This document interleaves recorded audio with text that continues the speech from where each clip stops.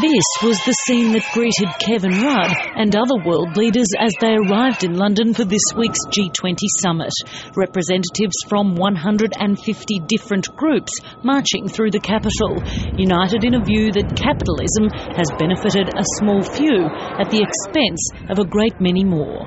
There's a lot of anger out there, and we think this is the beginning of a big movement that will change the way the world is run. I hope that all the G20 leaders will recognise that they've got a major responsibility to work together. I think everything that's happened recently has shown that greed is not sustainable.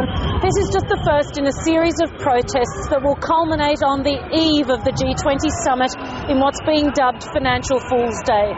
Scotland Yard has employed an extra 1,000 officers, and hospitals around the city are on alert. Camilla Power is one of the G20 protest organisers. There's going to be several thousand people, and we're going to have more people on the streets than the police can get on the streets, that's for sure. Do you expect conflict with the police?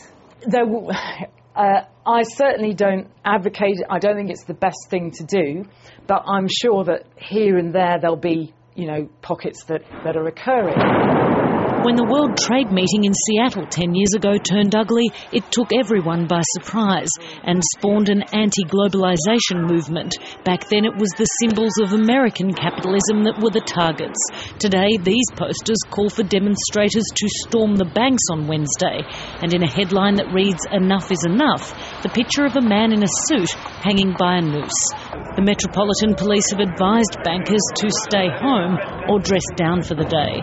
Emma Alberici, ABC News, London.